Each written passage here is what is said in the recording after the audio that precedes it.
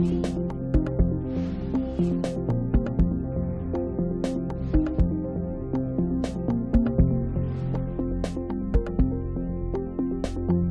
el nombre de Dios y de la patria se abre la sesión.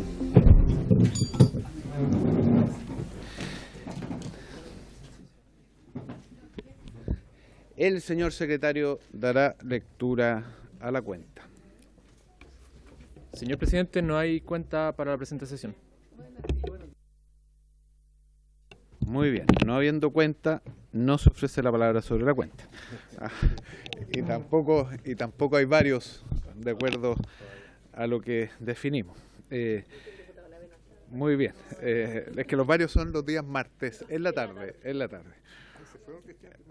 Bueno, la orden del día. Esta sesión tiene por objeto continuar con el estudio del proyecto de ley originado en mensaje de Su Excelencia el Presidente de la República, que, comillas, crea un nuevo sistema mixto de pensiones y un seguro social en el pilar contributivo, mejora la pensión garantizada universal y establece beneficios y modificaciones regulatorias que se indica, correspondiente al boletín 15480-13, calificado con urgencia suma, y recibir en audiencia a 3 invitados, como ha sido la tónica de esta comisión. En primer lugar, la señora Magdalena Castillo Díaz, secretaria general de la Central Autónoma de Trabajadores CAT, confirmó presencialmente, está allá afuera, asiste junto al señor Hernán Méndez Ramírez, secretario adjunto de Seguridad Social y Salud Laboral de la CAT. En segundo lugar, al señor Luis Mesina Marín, vocero de la coordinadora No Más CFP, que viene junto a la señora Ana Muga Sáez. Y en tercer lugar, al señor Patricio Arrau Pons, economista y presidente de Gerens Capital, no sé, confirmó telemáticamente.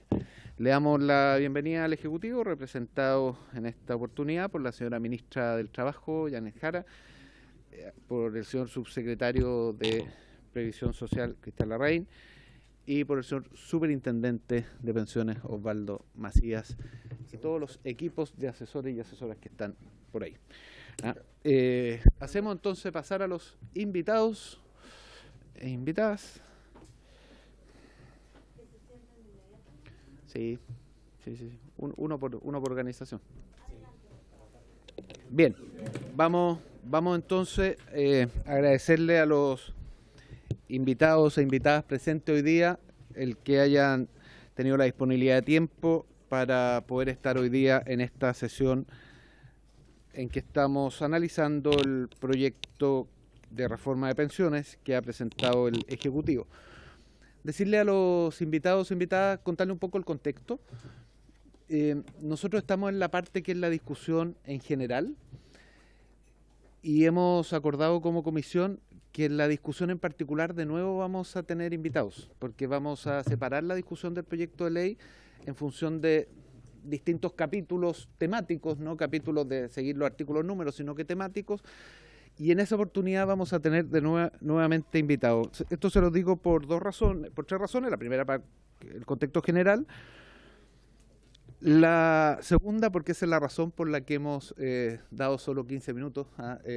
Sabemos que es un proyecto muy extenso y es difícil centrarse solo en 15 minutos, pero esa es la razón en la que hemos dado 15 minutos. Y la tercera, porque posiblemente en las etapas en particular que siguen, si ustedes tuvieran la disponibilidad, podríamos invitarlos nuevamente en alguna de las etapas en particular que siguen, ¿no? Así que agradecerles mucho la presencia. El orden de la exposición, tal como está, lo ha preparado aquí la Secretaría. Primero la señora Magdalena Castillo Díaz, secretaria general de la Central Autónoma de Trabajadores. Y saludamos también al señor Hernán Méndez, secretario adjunto de Seguridad Social y Salud Laboral de la CAT. Después el señor Luis Mesina Marín, vocero de la coordinadora No Más AFP. Saludamos también a la señora Ana Muga Sáez. Y finalmente, de forma telemática, el señor Patricio Arrau Pons, economista y presidente de Gerens Capital. Entonces, después de ello, vienen las preguntas que le vamos a hacer, probablemente comentarios los diputados y diputadas. Así que adelante, señora Magdalena Castillo, muchas gracias por estar acá. Le aviso cuando vayamos en el minuto 13.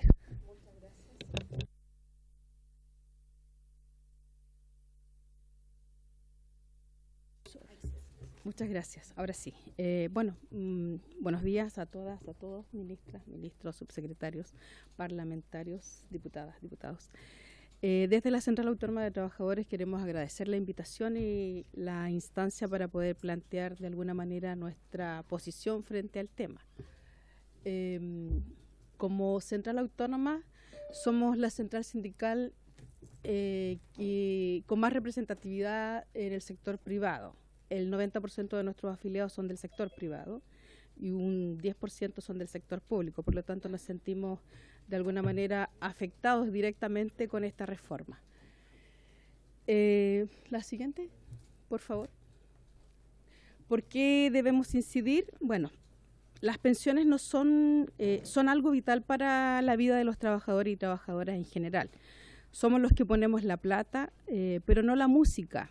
No nos sentimos invitados a opinar. Somos los dueños y nos sentimos con derecho a decidir, ¿ya? La siguiente, por favor. La CAT apoya la iniciativa del Ejecutivo en el contexto general, pero no es el proyecto de las y los trabajadores que necesitamos. Ponemos precondiciones, les llamamos así porque sin ellas la reforma es una propuesta poco seria y las y los trabajadores seguiremos pagando todo y el empresariado logrará algo que ni siquiera con Piñera se logró, que es una AFP reforzada. Además tenemos indicaciones. La siguiente, por favor. Si no hay una reforma fiscal que financie este sistema, esto sería otra iniciativa fallida que caerá sobre los hombros de quienes trabajan. Sentimos que pareciera una trampa, sin ofender a nadie, porque intenta separar la PGU, financiada con fondos generales, del resto de la propuesta de ley, ¿ya? En la siguiente, por favor. El aumento del 6% a las pensiones va a traer precarización y una baja del salario real de los trabajadores y las trabajadoras. Esto lo ha dicho abiertamente la CPC y el Mercurio, ¿ya? Y nos preocupa. Está bien que las empresas coticen, pero sin libertad sindical efectiva, las empresas van a transmitir las cargas a los trabajadores y las trabajadoras. Por eso es una preocupación para que esta reforma no sea una iniciativa fallida. Porque libertad sindical permitiría que más organizaciones puedan negociar colectivamente. Hoy día un porcentaje muy bajo de los sindicalizados negocian colectivamente. Y es que en paralelo además se reforma el Código Laboral brindando la libertad sindical efectiva, como dije. La reforma fiscal y la reforma laboral son un solo paquete y para que esta reforma pueda ser efectiva. Y es en ese entendido de que ambas sean cambiadas que la CAT otorga su respaldo pleno. En este escenario presentamos 15 indicaciones específicas que proponemos como Central Autónoma de Trabajadores. La siguiente. Dice, la presentación de la ley sugiere un 0,5% adicional de cotizaciones que va a reemplazar el porcentaje exagerado que actualmente cobran las AFP. Como que fuera a existir una comisión flat, o sea, plana o única de un 0,5%. Sin embargo, la ley otorga potestad al inversor de pensiones público y autónomo y cada inversor de pensiones privado de fijar sus comisiones.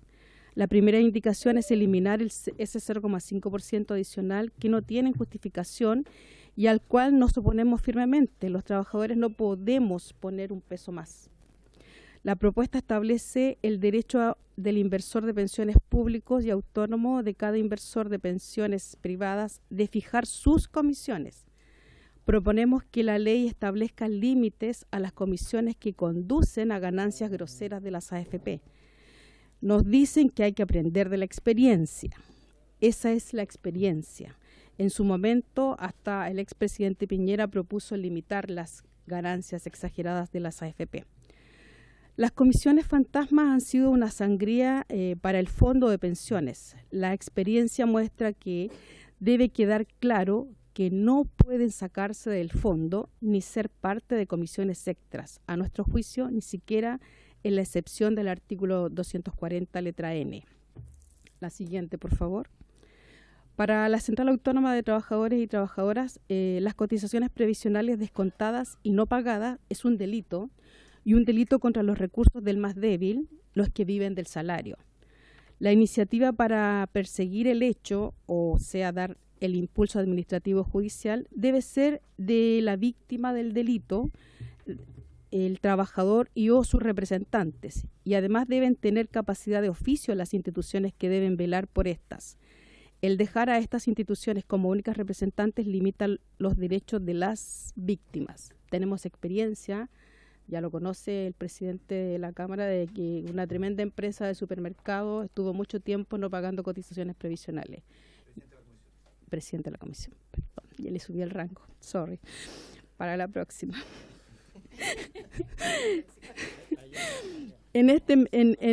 ¿Cierto? Por eso digo, en este mismo sentido, no vemos justificación para dejar un plazo tan amplio de 90 días para perseguir. ¿Por qué no reducirlo al menos a 30 días? ¿Ya? La ley contempla ciertas limitaciones de las personas, empresas que violan el pago de cotizaciones. Creemos que debe evitarse el extender a todo tipo de beneficios o negocios con fondos públicos, es decir, las licitaciones, como condición de acceso y puntaje con calidad del cumplimiento del pago para postular a fondos concursables del Estado. La siguiente, por favor. Este proyecto reconoce a las sociedades anónimas como inversiones de pensiones privados. En su momento, hasta el Mercurio y el expresidente Piñera alababan la idea de que las cooperativas y otros mecanismos pudieran jugar ese papel. ¿Qué pasó? Nos preguntamos por qué antes del estallido esto era bueno y ahora ni siquiera aparece. La ley establece instituciones para que hagan algo los inversores de pensiones privados y el inversor de pensiones público autónomo para manejar las inversiones excepcionalmente. Podrían necesitar que ese trabajo lo hagan otro. El asunto es que el inversor de pensiones público autónomo se le exige que sea al menos un 20% y que pueda llegar hasta un 80%. Esto es privatizar en la práctica el inversor de pensiones público autónomo. Como dije, una FP reforzada. Para el Consejo Técnico, la siguiente. Para el Consejo Técnico de Inversiones, la ley establece que un trabajador de una dupla propuesta por la organización de trabajadores más representativa, esto genera una discriminación contra las otras centrales sindicales, y eso nos preocupa como organización por lo menos. Junto a esto, los requisitos que se piden para ser consejeros prácticamente inhabilitan a los dirigentes sindicales. El Consejo Técnico de Inversores de Pensiones Público Autónomo tiene una alta calidad técnica de funciones, de tipo puramente financiero, para hacer estudios y recomendaciones. ¿Por qué no establecer una vía para que los trabajadores puedan hacer estudios y recomendaciones de inversiones que les favorezcan? Diversas ideas para que participen en el consejo, o que se cree otro consejo de inversiones de los trabajadores y o que se genere una vía para procesar propuestas de inversión. Si el consejo va a ser financiado, ¿por qué no establecer financiamiento para estos mecanismos? Pregunta. Con relación a los inversores de pensiones privados, no cabe representación, pero sí control ciudadano, y eso parte con el acceso completo y oportuno. Ellos van a manejar un gigantesco paquete de dinero público, dinero nuestro, ¿ya? Y al menos deben tener la obligación de entregar la información completa que se les requiera. Un informe anual agregado de poco sirve, no es control, es para las relaciones públicas. La ley contempla la conversión de las pensiones en un solo mecanismo, el seguro vitalicio.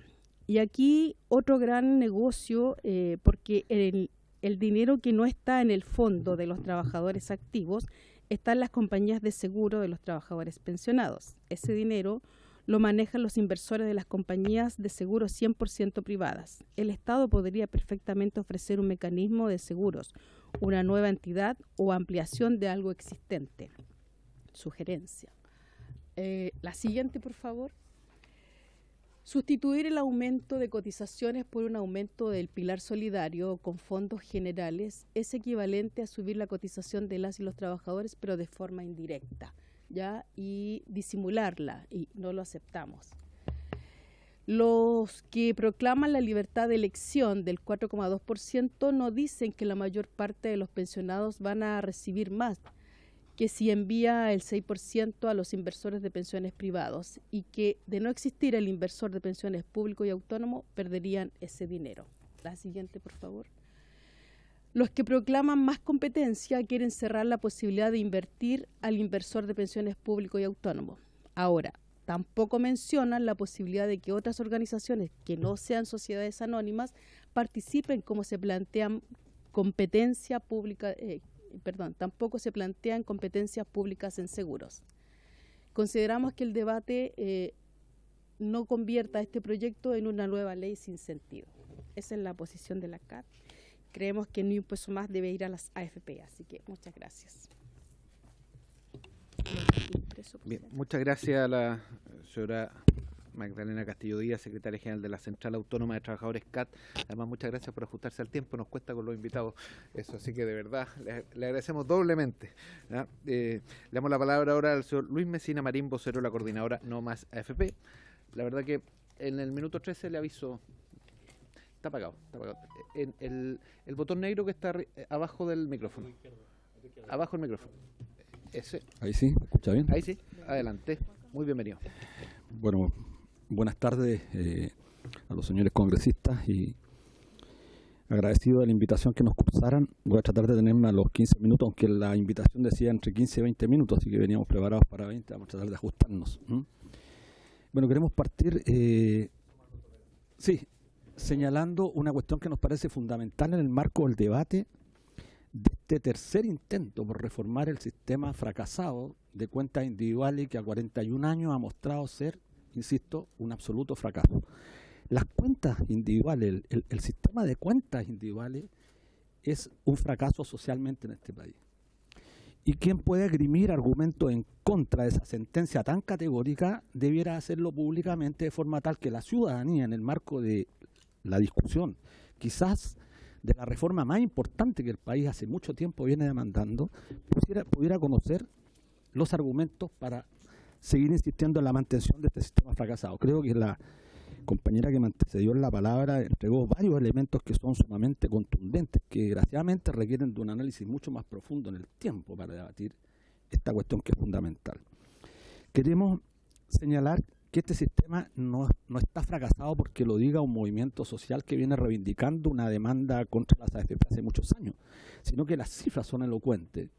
Y siempre, recuerdo porque este tema lo venimos siguiendo hace muchos años, siempre se nos decía al movimiento social aquí se requiere de un debate serio, con argumentación numérica, con datos que ilustren y que fundamenten a aquellos que tienen un juicio crítico respecto al sistema. Pues bien, los datos son elocuentes y por eso quiero referirme solamente a algunos aspectos de ello. Nosotros presentamos, bueno, no está la lámina, desgraciadamente, una pirámide, sí, donde señalamos, pero las cifras creo que son. ¿Pero tiene la presentación? Sí, la tenemos, sí. Parece que tenemos problemas logísticos. No se preocupe, le estamos descontando okay. estos minutos, no se preocupe. No me cuentan los minutos. No, pero mire, yo creo que hay cifras que son ilustrativas y que vale la pena solamente enfatizarlas de forma tal que los diputados, las diputadas que están presentes acá las consideren. El 72% de los actuales afiliados, el 72% tiene menos de 10 millones de pesos ahorrados en sus cuentas de capitalización individual. Está en el documento que les vamos a ingresar. Con eso pueden aspirar al financiamiento, al autofinanciamiento de la pensión cercana a los hombres, varones de 65 años solteros, cercana a los 50.000 pesos. Las mujeres, por supuesto, por debajo de los 40.000 pesos. Que es coherente, además, este dato, con el informe que acompañó el presidente el día 7 de noviembre, cuando hizo pública la presentación de esta reforma, cuando señala una cuestión que es trágica, que desgraciadamente no se le ha puesto el énfasis que quisiera o que debiera ponérsele. Por ejemplo, cuando señaló que 634.989 mujeres, aquí están las autoridades correspondientes que podrían objetar esta cifra, pero está en el informe del presidente. 634.989 mujeres en los últimos 15 años que se pensionaron, la mitad de ellas, es decir, 317.495 mujeres, obtuvieron una pensión autofinanciada por debajo de los 30.685. 30.685 pesos. Eso es lo que está recibiendo la mujer en nuestro país. Tienen que esperar 5 años para acceder al pilar solidario, en este caso hoy día la pensión garantizada universal. Lo que nos parece a nosotros un despropósito. Requeriría un paréntesis, un poco más de tiempo para referirme cómo este sistema abusó, discriminó brutalmente cuando privatizó la seguridad social en el año 80-81 contra las mujeres, al establecer tasas diferenciadas por sexo que abierta y descaradamente han perjudicado a las mujeres a lo largo de su historia. Pero se hizo un segundo intento por discriminar a la mujer con la famosa reforma del 2008, siendo en ese entonces no ministro, pero estando a cargo de esa reforma el señor Mario Marcel. Se volvió a discriminar a las mujeres cuando se crea el pilar solidario y se le pone como condición para acceder a ese beneficio a las mujeres cumplir 65 años, circunstancia que la ley estipulaba que a los 60 años las mujeres se debían pensionar. Y ahora en esta reforma no se corrige esa situación porque la PGU se ha discutido respecto de mejorar su cobertura, cuestión que es importante, mejorar su monto, pero sin embargo también se sigue dejando condicionada a la mujer al cumplimiento de los 65 años, lo que es absolutamente grave. Y esto creo que es relevante que lo digamos aquí en este espacio, porque los datos oficiales dan cuenta de que la mantención de este requisito que es atentatorio a la mujer, particularmente en los sectores medios y sectores populares, es gravísimo y además tiene un sentido regresivo porque favorece directa y derechamente a las mujeres de los sectores más altos, de los sectores más pudientes. Hay información importante que la podemos hacer llegar que señala que las mujeres de los sectores pudientes de este país, de las comunas más ricas, viven 17 años más que las mujeres pobres de los sectores populares. En condición a ese solo dato, sería razón más que suficiente para que esta corporación debatiera respecto a la necesidad de corregir esta discriminación que además se financia con recursos públicos. Bueno, señalamos que este sistema de capitalización está absolutamente fracasado y creo que a partir de ahí debiéramos ser capaces, este Congreso, los movimientos sociales, los movimientos sindicales, los trabajadores, las trabajadoras que son en definitiva quienes distraen una fracción importante del salario para la contribución de este ahorro previsional, quienes debatan sobre cuál es la mejor propuesta para resolver una demanda que el pueblo chileno viene planteando hace muchos años.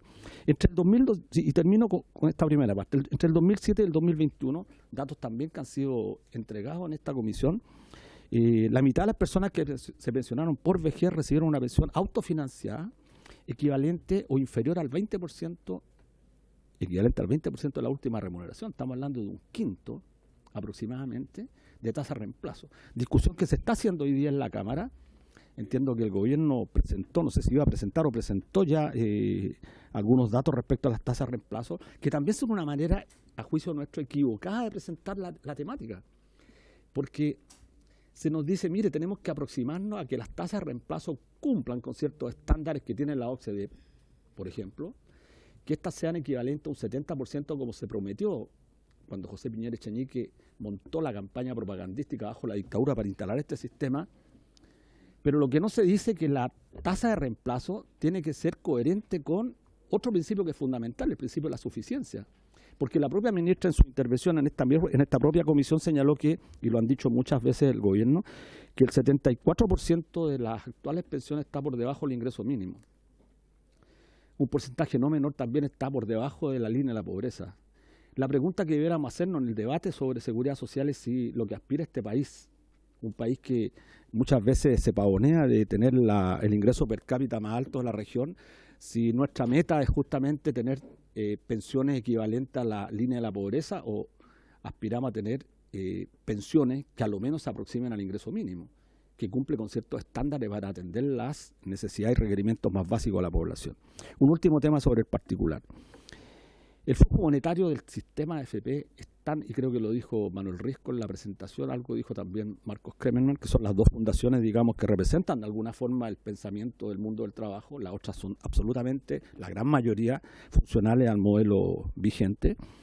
Las cotizaciones al mes de noviembre del año pasado, comparadas del 2021 al 2022, recaudaron aproximadamente 11.745 millones de dólares por concepto de contribuciones netas de los trabajadores. 11.745 millones de dólares. Las AFP pagaron pensiones. ¿Cuánto pagaron? 2.558 millones. Y es bueno estos datos porque aquí está el superintendente y está el subsecretario y la ministra. 2.558 millones de dólares. ¿Cuánto fue el excedente? El excedente fue 9.187 millones de dólares en un año. Basta con sumar y restar, nada más. ¿Dónde están esos 9.187 millones de dólares? Les pregunto a los diputados y diputadas de esta corporación, de esta comisión. ¿Dónde están esos 9.187? Nominalmente están reflejados en cada una de las cartolas de las cuentas individuales de nosotros. Eso es efectivo. Pero el capital como expresión monetaria del trabajo acumulado, de la fuerza de trabajo, está invertido en instrumentos financieros cuyo riesgo, el año pasado particularmente lo pagaron los trabajadores con el desplome de las bolsas internacionales y que probablemente en el transcurso de los próximos años va a seguir desplomándose.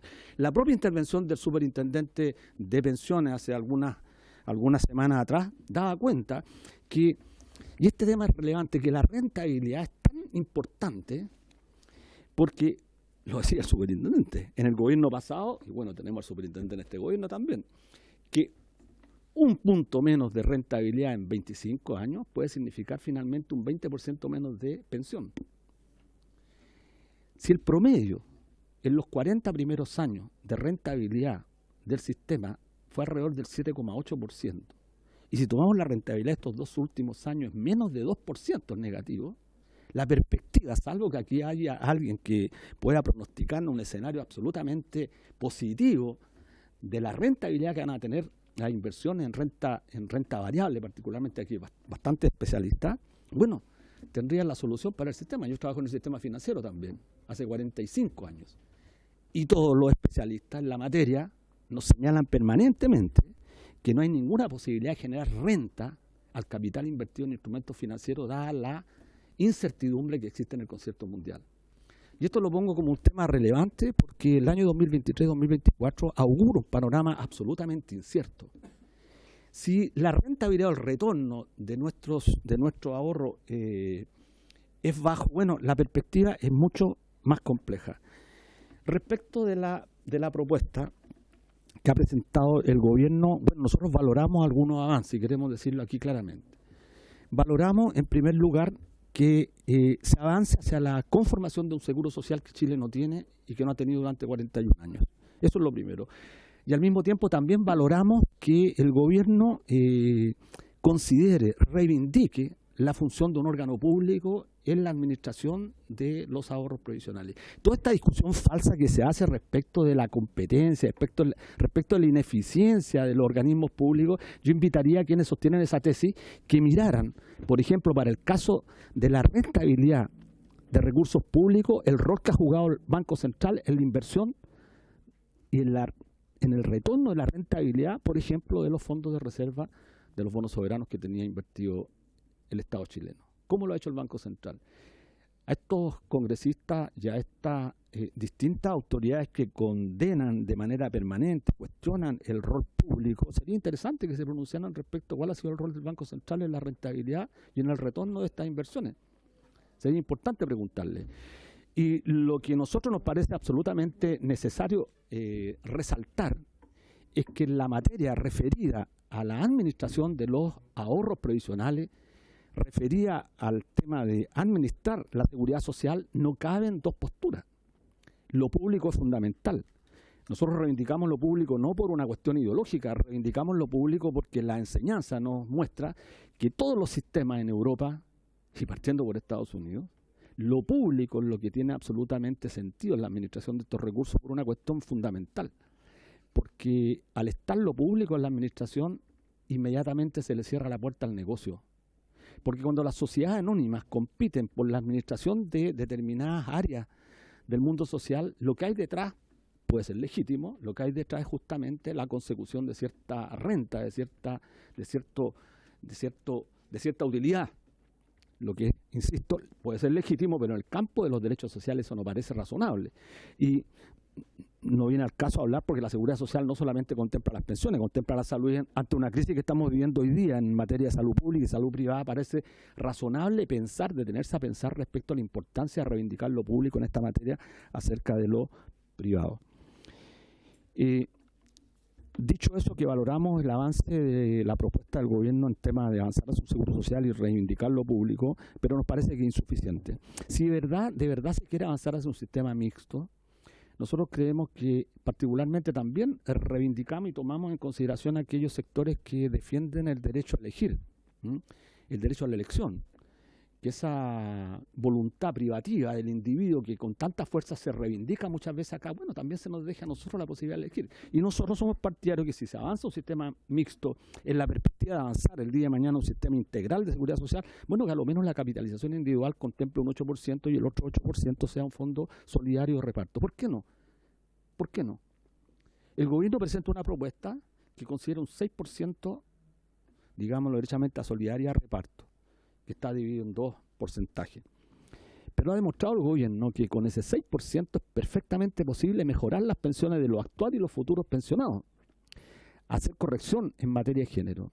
Si con ese 6% se puede hacer eso, bueno, con un 8% con 2 puntos más sería mucho más potente la posibilidad de mejorar las pensiones ahora de los trabajadores y cumplir y avanzar cumpliendo esta exigencia de que las pensiones se acomoden o sean coherentes con este principio de la suficiencia y no estar bajo la línea de la pobreza, que es una medida absolutamente, diríamos nosotros, demasiado limitada.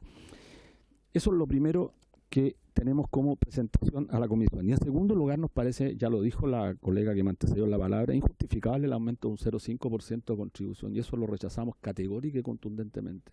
No hay argumento, el gobierno no ha dado ningún argumento, salvo el argumento que se liberan ciertos recursos para aumentar el 0,5%. Este es un flujo de capital que no estamos dispuestos los trabajadores a seguir ingresando al mercado de capitales.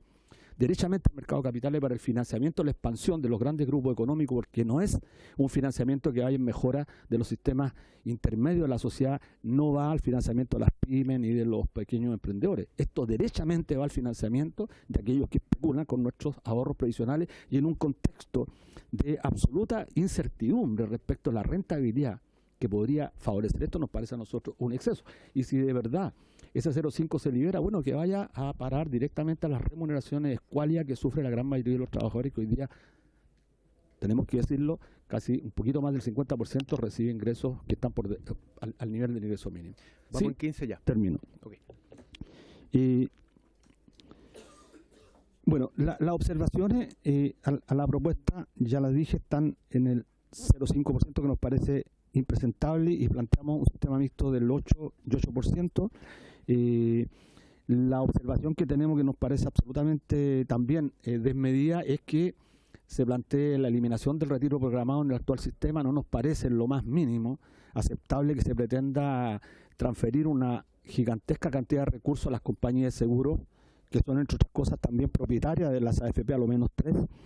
No hay ningún argumento, yo diría político, que justifique el que los trabajadores, y esto también es extraño porque ha habido casi un silencio, yo diría, sepulcral de toda la corporación respecto de que, bueno, sobre este tema no nos pronunciamos, pero están las compañías de seguros. Yo me gustaría preguntarle a los que pregonan con tanta fuerza la libertad de elegir, bueno, ¿por qué en ese particular tema no se pronuncian?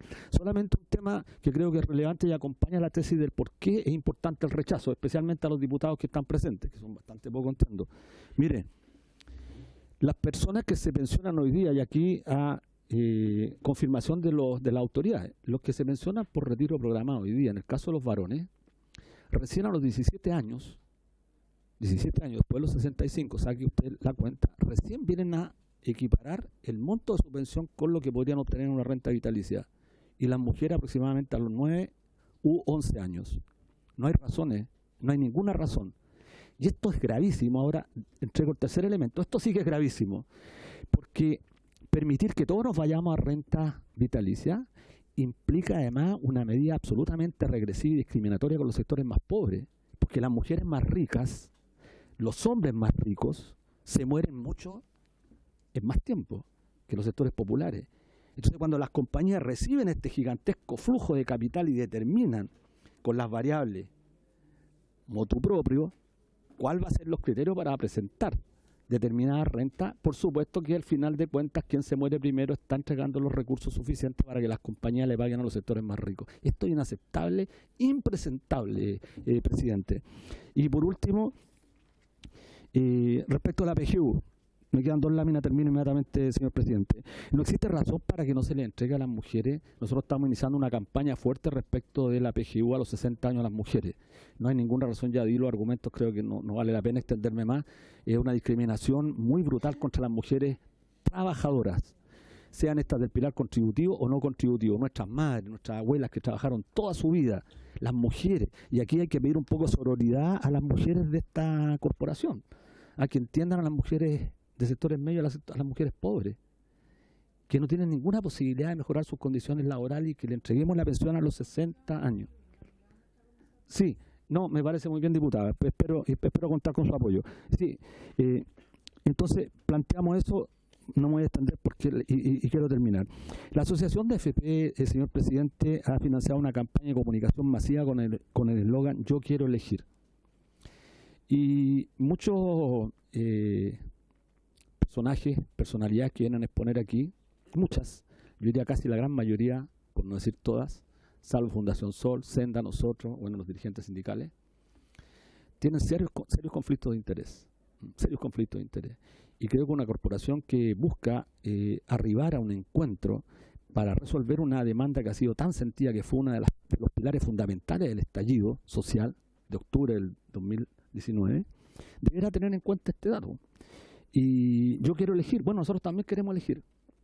Nosotros queremos elegir.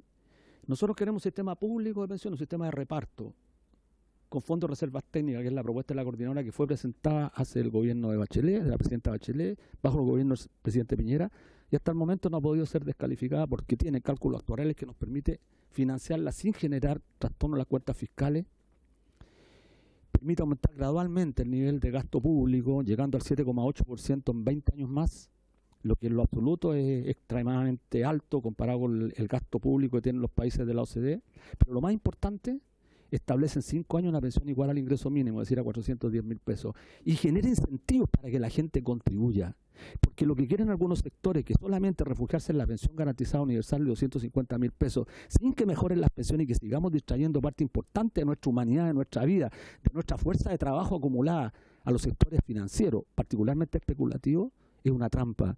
Es la trampa que José Piñera Echenique dijo cuando promovió este sistema, que no se iban a aumentar los gastos públicos, que se iban a mejorar las pensiones, y sin embargo estamos peor que antes. Por eso terminamos señalando eso. ¿Por qué seguir manteniendo un sistema fracasado? Sería un error gravísimo, sería un error fallido de esta corporación. Y solamente tiene sentido, y con esto termino ahora sí, presidente, solo tiene sentido seguir entregando parte de nuestro salario, seguir cotizando a un verdadero sistema de seguridad social público. Si no hay cambios estructurales, si esto no mejora radicalmente, la pregunta que tenemos que hacernos todos, particularmente los que cotizan, ¿cuál es el sentido de seguir cotizando? ¿Cuál es el sentido de seguir cotizando?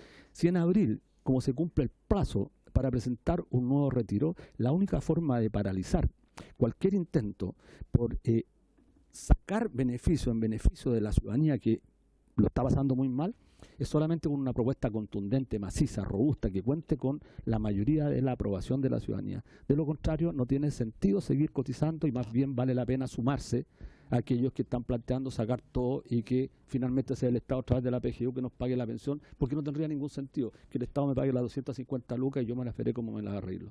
Muchas gracias, presidente. Muy bien, muchas gracias al señor Luis Mesina Marín, vocero de la coordinadora No Más AFP. La primera presentación ya está en nuestros chats y va a estar esta en los próximos 5 minutos, nos dice el secretario. 5 segundos nos dice, bien, para que tomen la cuenta.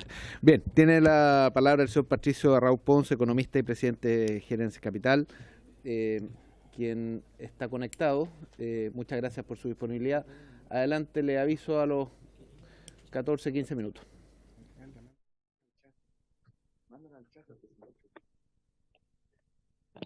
No se escucha, está muteado.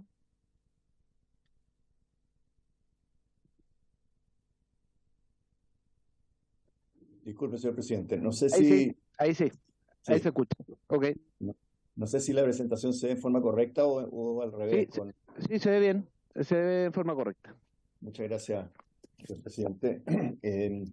Bueno, en primer lugar, agradecer esta invitación a dar mi opinión en la comisión y por su intermedio, señor presidente, saludar a la ministra Yanel Jara, al secretario Cristian Larraín, a todas las diputadas y diputados presentes y en general a todos los que están interesados en este tema. Yo para ajustarme a los 15 minutos que se proponen, voy a hacer una breve introducción y voy a ir sobre solo dos temas en los cuales he estado trabajando últimamente. Uno sobre las cuentas nacionales y el impacto que ellas tienen en el nivel de pensiones, dado a la rentabilidad que van a tener, y otro sobre la organización industrial para concluir posteriormente. Señor presidente, yo he enviado la presentación. Quisiera presentarme. Soy ingeniero de la Universidad de Chile y ingeniero comercial de la Universidad de Chile, doctor en economía en la Universidad de Pensilvania. Trabajé brevemente en el Banco Mundial antes de integrarme al gobierno del presidente Elwin y asesorar al ministro Foxley en ese gobierno. Y desde entonces me he desempeñado como consultor independiente y director de empresas públicas. Como siempre develo, creo que es importante decir que entre mis actividades de asesor y consultor independiente, asesoro también a la industria de AFP actualmente. Básicamente voy a abordar en esta presentación los dos temas que mencioné, y el impacto de la rentabilidad de las cuentas nacionales en las pensiones y hacer un análisis de la organización industrial, para lo cual también he adjuntado y enviado esta presentación y dos informes complementarios que ayudan a respaldar esta presentación. En primer lugar, una minuta que terminé recién en enero sobre la comparación del 6% del fondo integrado versus capitalización individual, básicamente quién financia a quién en la distribución intrageneracional que se propone, y también un informe que realicé sobre el análisis de la evidencia que entregó la subsecretaría para las economías de escala en la actividad de soporte.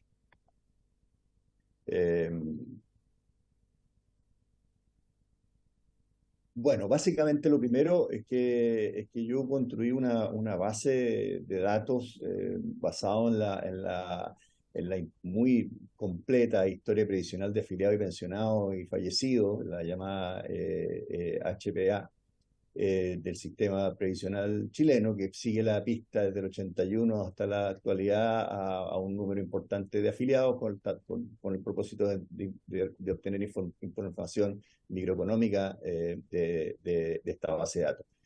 Con ella caracterizo a 100 percentiles, desde el menor ingreso hasta el mayor ingreso, y cada uno de esos percentiles con sus respectivas densidades de cotizaciones. Obviamente el percentil 1 tiene una muy baja densidad de cotizaciones, percentil alto, muy alta, y básicamente esta base de datos sirve para abordar uno de los principales problemas que hemos tenido sistemáticamente en nuestro sistema, que son precisamente la densidad de cotizaciones y las lagunas que tenemos.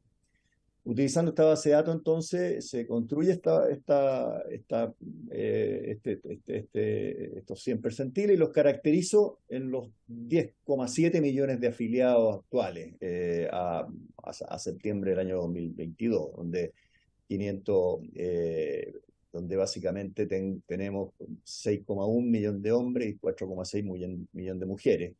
Están las medianas y el promedio en la base completa, y también en la base de quienes cotizan. Evidentemente la base de quienes cotizan es una base sesgada hacia los que tienen mayor densidad de cotización, por lo tanto tienen un mayor promedio de salario y una mayor mediana, y lo cual es relevante entonces para analizar esto. Básicamente con esta base de datos analizo me parece muy interesante propuesta de distribución 70-30 en el sistema. El 70% de la cotización va a ir a la cuenta nacional del trabajador, y un 30% se junta en una bolsa y se reparte en partes iguales entre todos los cotizantes de ese mes, lo cual genera una redistribución desde aquellos que tienen más ingresos, que reciben en realidad una cotización menor al 6% de su salario, y quienes tienen menos del salario promedio y reciben una cotización mayor. Con esta base de datos, entonces, yo simulé todos los efectos en régimen. Aquí no voy a analizar la transición. La transición es muy distinta, puesto que efectivamente hay transferencias desde los actuales activos hacia los pasivos para compensar en parte todo lo que ha sido esa falta y esas lagunas que le han impedido acumular fondos, que es el verdadero problema. Pero en régimen es interesante comparar ambas propuestas. La línea azul, entonces, sería la distribución desde quienes desde los percentiles altos de 78 hacia arriba y que ganan 1,1 millón y le transferirían recursos a los percentiles inferiores. Eso siempre y cuando las cuentas de nocionales tuviesen la misma rentabilidad que las cuentas de capitalización individual. Lo que hacen estas curvas es comparar cómo sería el régimen para cada uno de los percentiles, el régimen de seguro social con las cuentas nocionales al 2% y el sistema de capitalización individual con las cuentas nocionales, con las cuentas de capitalización individual al 4%, que son los números que ha estado utilizando el gobierno. Básicamente queremos ver el efecto de la menor rentabilidad de 2 puntos en las cuentas nacionales sobre las personas. Y como se observa en lo que ocurriría sin beneficio, esta es una referencia sin beneficios, obviamente que vamos a agregar los beneficios. Sin beneficios, en realidad, en lugar de favorecerse 8,2 millones de personas con 2,4 financiándola, se favorece solamente a 3 millones de personas con 7,7 millones de personas inferior a pensión en el seguro social sin los beneficios. Estoy hablando solamente del efecto sobre la tasa 70-30 de la menor rentabilidad de los fondos como una base al análisis que va a realizar. Por lo tanto, todos quienes ganan menos de 409.000 se ven perjudicados del percentil 28 hacia atrás favorecido, y más los que ganan más de 409.000 se verían perjudicados por el solo hecho de la rentabilidad inferior por 2 puntos. Es importante hacer esto porque aquí lo que está ocurriendo es que el FIP va a recaudar en régimen en régimen va a tener activos rentando el 4% y pasivos acumulados al 2%. En la práctica tiene un spread importante y ese es el spread que en régimen utiliza para beneficio. Si veamos el ejercicio ahora, viendo el mismo ejercicio para las mujeres, considerando los beneficios de cotización de garantía mínima, el de maternidad y el de compensación de género. Básicamente, si las rentabilidades fueran las mismas, evidentemente aquí se beneficiaría mujeres por encima del percentil 81, la curva verde se desplazaría a la derecha con los beneficios. Sin embargo, el efecto de menor rentabilidad lleva a la curva roja, donde solo el percentil 32 hacia atrás se vería beneficiado, pero es necesario evaluar entonces cómo se devuelven estas curvas cuando se agregan estas cotizaciones, estos beneficios, los beneficios que están ejecutados. Es un ejercicio simple de impacto y vemos que acumulando los 3 beneficios es posible que se benefician en realidad los primeros 57 percentiles, todos quienes ganan menos de 602.000, y se ve afectado solamente las 2,5 millones de mujeres de ahí hacia arriba. El ejercicio simplemente tiene el propósito de ilustrar lo que ocurre cuando uno tiene cuentas nacionales que rentan 2% menos de rentabilidad relativo a cuentas individuales. Todos los ejercicios de redistribución pueden hacerse también sin esta diferencia, pero es importante, es un tema que no ha sido relevado en la discusión y me parece relevante hacerlo, y para lo cual se entrega una minuta que explica en detalle la metodología utilizada, los cálculos y por cierto, es interesante tener como referencia. No estoy diciendo qué le va a ocurrir a estos 11 millones, a estos 10 millones de afiliados de aquí para adelante. Estoy diciendo que la caracterización de cada uno de esos grupos en régimen, sin importar cuándo se jubilan y cuándo parten, van a estar mejor o peor en régimen en los 2 sistemas. Esa es la primera parte que yo quería hacer. En el caso de los hombres no hay mejora, puesto que solo la pensión que estamos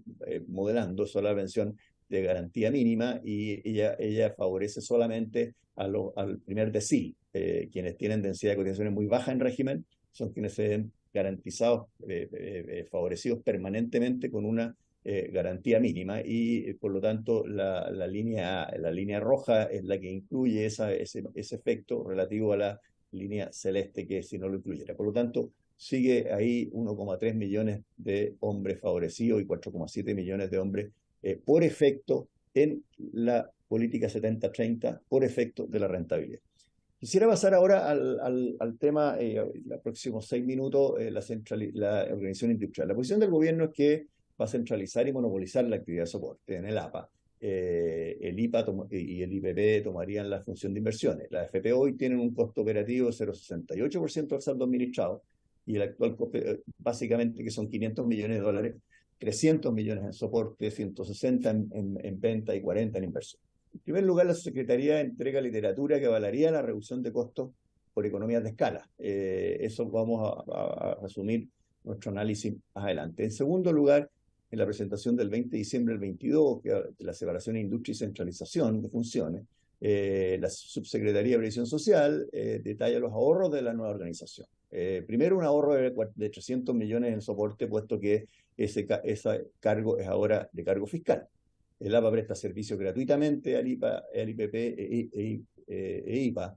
Claramente esto es un ahorro desde el punto de vista del sistema previsional, pero no es un ahorro de la economía. Si el Estado, a mí me parece, dado las conclusiones que voy a tener, si el Estado desea gastar estos fondos, que licite públicamente subsidio a la operación privada a la menor tarifa de afiliado. Espero mostrar que esto sería mucho mejor que lo que se está proponiendo. Se habla de un ahorro de 140 millones en venta y que se dejan solo 20 para publicidad. En la práctica, sin gasto de ventas de los IPP y los IPA, la libre elección de inversores no existe. ¿Cómo se elige? Uno entra a un portal y aprieta un botón, no sé, hace una lotería para ver qué botón aprieta, sin información que los propios IPP puedan hacer para acotada y eficiente, dado que no va a haber tanto cambio, dado que va a estar limitado, dado que hay fondos generacionales, no sería un gasto demasiado alto, pero en la práctica no existe elección si es que no hay posibilidad de venta. Y también se supone que el IPP y el IPA realizarían la función de inversiones con un costo de 70 millones, sin margen operacional, o 140 si es que se da un margen de 100%, que son las alternativas. Las simulaciones del gobierno en régimen suponen que el IPP y el IPA tendrían una comisión de saldo de 0,16% anual. Voy a responder esta parte en la parte Previred y la AFC, pero revisar en los próximos ejemplos para avanzar en esa afirmación. Muy brevemente, el gobierno entregó una serie de informes. Analicé en uno de los informes que les entrego complementario, analicé estos informes y varios autores utilizan básicamente la base de datos poderosa para este análisis, de la base de datos del Banco Central de Holanda, que tiene que tiene desagregación y que tiene todos estos fondos que aparecen en esta tabla, los costos de administración por participante, el número de participantes y el número de fondos. Se observa que todos los fondos están entre 100 participantes, son fondos ocupacionales, y más de 1 millón muy pocos. Todos están entre 100 y 1 millón de participantes. Y se observa también que el rango 100.000 a 1 millón tiene el costo más bajo que el rango mayor de 1 millón. Aunque esto es una estadística media que no controla por elementos econométricos, que es lo que típicamente hacemos los investigadores. Existen muy fuertes conclusiones de muy fuertes economías de escala para consolidar los fondos pequeños, de 100.000, y llevarlos a más cercano a 400.000 y eventualmente 1 millón. Pero no existe, como veremos, evidencia más robusta que esa.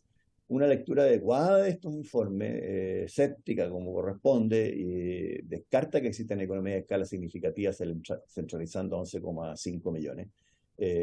Menos en un ente estatal que tiene otros problemas que se han analizado en la literatura para efectos de control de costos, y menos sobre las investigaciones empíricas sobre fondos que solamente existen entre 100 y 1 millón. La econometría no puede concluir en forma robusta una extrapolación tan fuera de la muestra de 11,5 millones.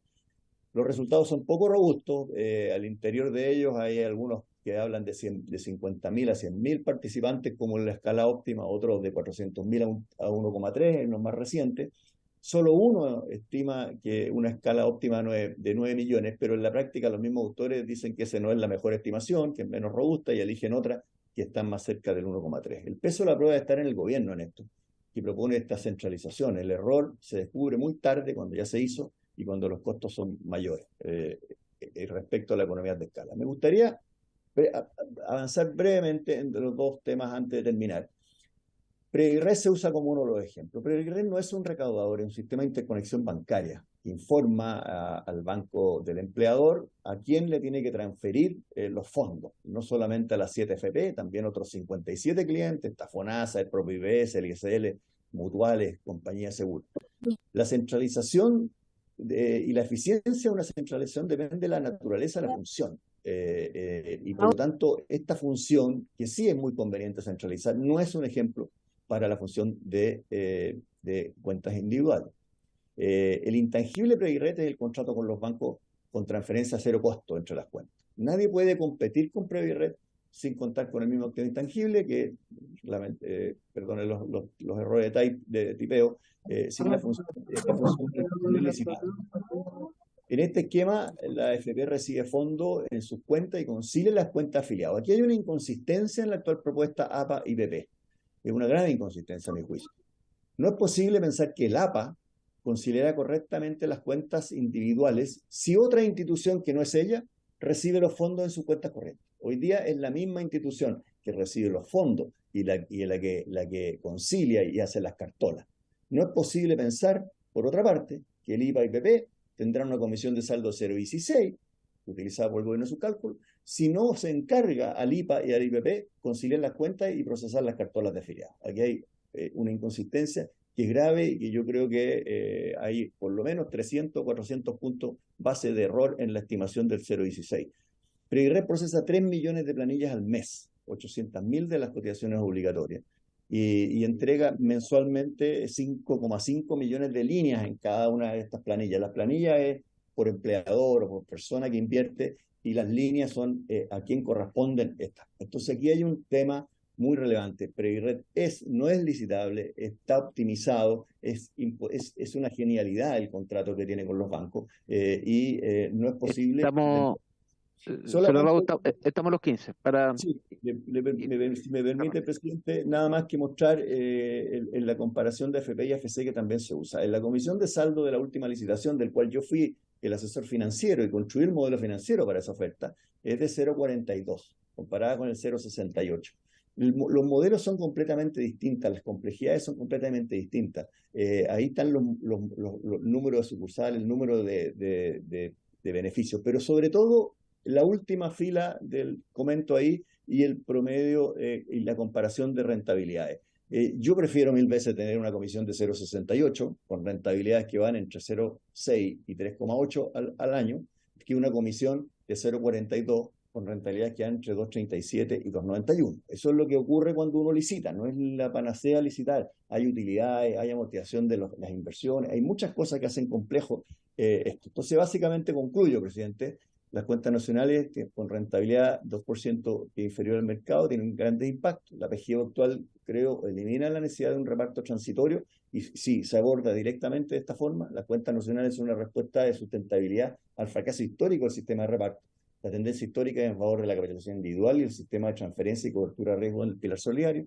El Estado debe participar como un proveedor más en la provisión de ahorro para la vejez del sistema contributivo. No tengo problema que lo haga a través del APA-IPA, me parece bien, debe entrar en la parte contributiva, pero debe ser autónomo, financiar su operación y ser competitivo lealmente con la parte privada. Separar la industria, por lo tanto, es una mala idea que entrega finalmente menos pensiones, porque va a ser más cara. En ningún caso los estudios avalan la economía. La desagregación genera nuevos problemas operativos que acabo de mencionar. Una tercera alternativa, básicamente, es identificar las funciones que sí conviene centralizar. La recaudación está centralizada, la cobranza de cotizaciones se ha pedido hace 10 años que se centralice, muy eficiente hacerlo. La licitación de todos los servicios del APA al sector privado resultará en un mayor costo. No existe interés de potencial entrante. Aquí me llama la atención, y con esto termino, señor presidente, y dado que usted también ha trabajado mucho en los temas de concesiones y la alianza público-privada en concesiones, que se quiere resolver todo con licitaciones, me llama la atención que no se consulte a los privados si van a entrar o no con este esquema. Cuando el presidente Lago trajo las concesiones tan exitosas a Chile, hizo unos roadshows internacionales consultando las condiciones sobre las cuales iban a entrar los participantes. Aquí no se ha consultado nada al sector privado y ellos no van a entrar en las actuales condiciones porque perciben que es una condición de que no hay igualdad para competir. Eso, señor presidente, muchas gracias por el tiempo de todos los presentes. Bien, Patricio Arrau Pons. La verdad hemos tenido 3 exposiciones, la señora Magdalena Castillo, secretaria general de la CAT, el señor Luis Mesina, vocero de No Más AFP, y el señor Patricio Arrau, presidente de Gerens Capital.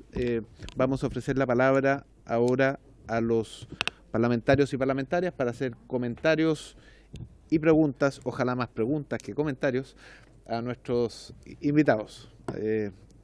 Se ofrece la palabra. Diputado Sandón. Gracias, presidente. Bueno, agradecer las presentaciones. La verdad que cada una da para conversar muchísimo rato, pero quisiera preguntarle a don Luis Mesina. Bueno, primero que todo, al escucharla, yo sí insisto que todavía tenemos que escuchar más todavía. O sea, este apuro por empezar a definir todo, creo que justamente siento y de repente me pregunto con quién realmente se conversó para hacer este proyecto, porque hemos tenido todo tipo de intervenciones donde se rescatan cosas buenas, se rescatan cosas mejorables, nos queda harto todavía. Pero primero que todo, hacer aquí hincapié que hicimos el intento por el tema de las mujeres. Se votó en sala incluso. Lamentablemente lo perdimos porque hay alguna atribución que es del Ejecutivo. Y entendemos también que sea esta dualidad, por un lado, esto de empezar a darle a la mujer a los 60 años, cuando sabemos que por otro lado el problema también de las jubilaciones es que también deberíamos subir, según la experiencia internacional le da la jubilación. Entonces, efectivamente, pero dado que el Ejecutivo no nos plantea nada en eso, bueno, claramente tenemos que resolver esta injusticia que hoy día se da porque 5 años para mujeres vulnerables es una verdadera eternidad. Y sabemos que esto es un tema de lucas, pero aquí hay un tema de justicia también. Y en esa misma línea, quería preguntarle a él, porque creo que no lo tocó, si le parece que también tenemos que mejorar en la PGU el tema de que se calcula de acuerdo a la primera pensión que recibe una persona. Y todos sabemos que muchas veces hay gente que recibe renta vitalicia. Parte de la oferta es que estén 1 o 2 años recibiendo una doble pensión, pero después vuelven a su realidad y esas personas, lamentablemente, la PGU no les permite adecuarlo a lo que están viviendo, sino que siempre se mantiene como cálculo la primera pensión que recibieron. Después, el tema de la incertidumbre, me parece que es muy, muy complejo y quisiera preguntarle si él se supo de ayer de un estudio que dejaría en evidencia la vulnerabilidad, la sustentabilidad del Fondo Integrado de Pensiones que salió ayer, que ha sido comentado por muchos especialistas, y justamente habla de estas cosas, de esta intención de tener una proyección de largo plazo, donde hay beneficios o gastos que son predefinidos, y en el fondo las cosas cambian. O sea, esta cosa de en 100 años, algún cambio, ya sea para bien o para mal, que tenga una permanencia anual, alguien va a tener que hacerse cargo de ese costo, y normalmente en este caso sería el Estado. Entonces me gustaría saber qué le parece eso a don Luis. Eso, presidente. Muchas gracias. Muy bien, gracias a la diputada Sandón. Se ofrece la palabra.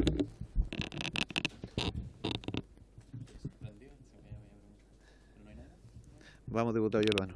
Yo sé que usted no nos va a defraudar. Para que conversemos, sí.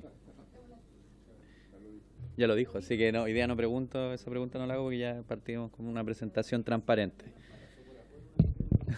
Probablemente.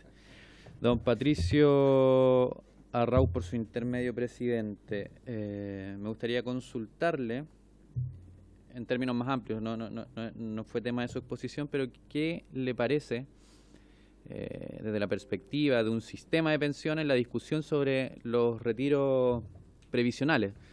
A este Congreso han ingresado iniciativas, algunas que buscan retirar nuevos 10%, o otras que proponen retirar el 100% de los retiros previsionales.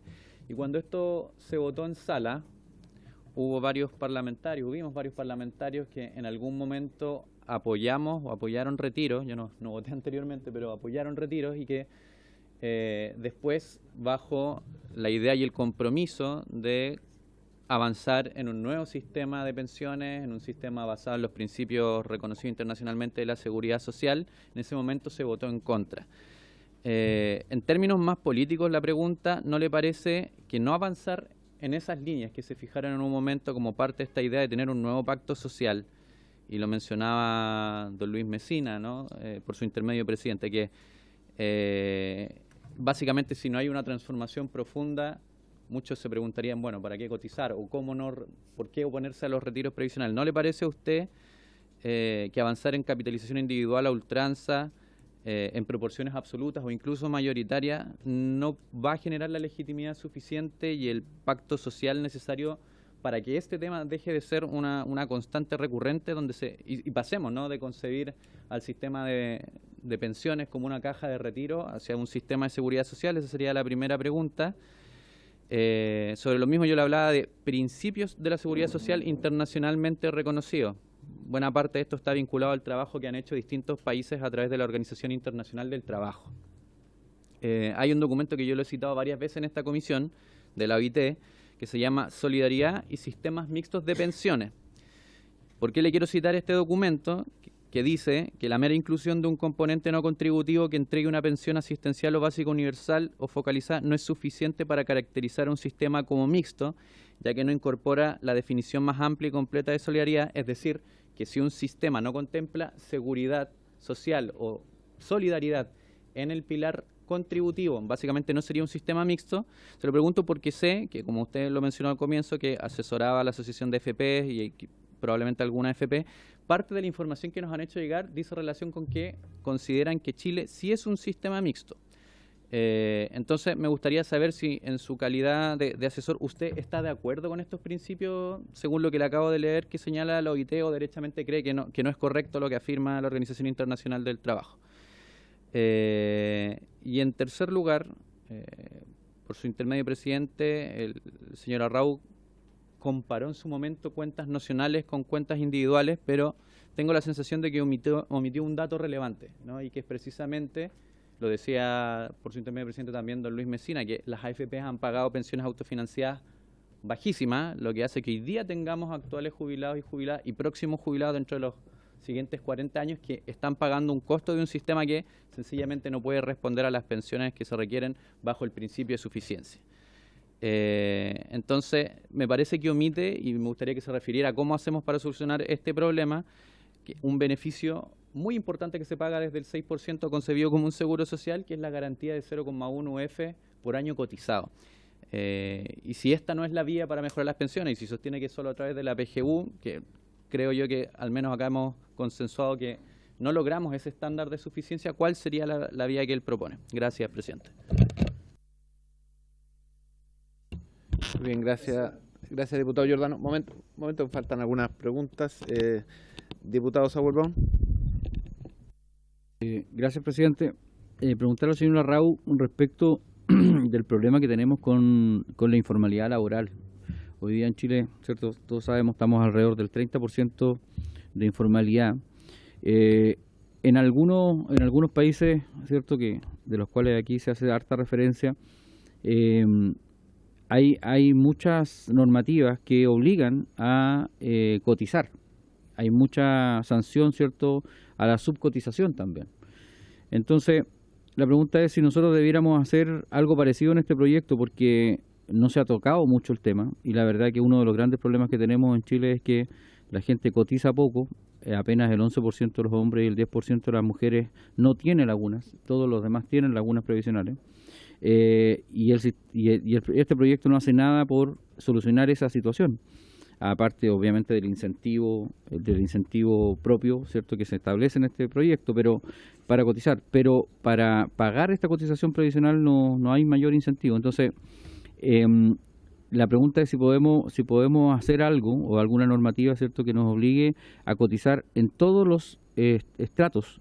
Ayer lo comentábamos en una reunión en Europa, por ejemplo, hay una especie de renta presunta para cada persona, hasta el más humilde cotiza, y eso hace que su fondo, aunque sea pequeño, pero tiene un fondo particular. Entonces, no sé si él cree que se puede introducir una norma de este tipo en este proyecto. Y la última pregunta es respecto de si cómo ve él el hecho de que con la cotización previsional del 6% finalmente el Estado pueda llegar a manejar más del 50% del PIB y qué efecto él cree que pueda tener en el mercado de capitales y finalmente en la situación económica del país. Gracias, presidente. Muy bien, gracias al diputado Sauron. ¿Alguna otra pregunta? Bien, yo voy a hacer dos preguntas. Primera a la señora Magdalena Castillo y al señor Luis Mesina. Ambos proponen un sistema de reparto para el funcionamiento del sistema de pensiones. Sin embargo, en el caso del señor Mesina, propone como una alternativa intermedia que sea 8 y 8, donde hay un 8% que finalmente es capitalización individual. Mi pregunta, si es que finalmente no fuera viable un sistema de reparto, como han dicho varios economistas, por un problema de financiamiento. Lo estoy poniendo condicional porque sé que ustedes naturalmente piensan que sí es viable. Pero como lo más probable que lo que salga de esta comisión tenga algún elemento de ahorro, dos preguntas. ¿Hay alguna forma de ahorro distinta al mercado de capitales? Primera pregunta. Y segunda, si eso no es así, como advertimos varios en la comisión, ¿qué regulación específica es bueno considerar de manera tal de que se realice transparentemente, sin abuso, en fin, desde la perspectiva de ustedes? Y la pregunta para el señor Arrau, respecto a la separación de la industria, él dice que el gobierno tiene la carga de la prueba y tiene que demostrar por qué sí es necesario separar la industria. Y a él no le convencen los argumentos que ha presentado el gobierno y da un conjunto de argumentos en esa línea. Yo le quiero cambiar un poco la pregunta, ¿por qué no? Más allá del... le quiero cambiar la carga de la prueba, para efectos de esta pregunta, naturalmente. ¿Por qué usted cree que hay que mantener la industria integrada y que la AFP realicen las dos funciones, o como quiera que se llamen, tanto la función de administración y soporte como la función de inversión, que es distinto a lo que ha planteado el Ejecutivo? Esas son las preguntas. No habiendo más preguntas, vamos en el mismo orden de la exposición. Primero, la señora Magdalena Castillo.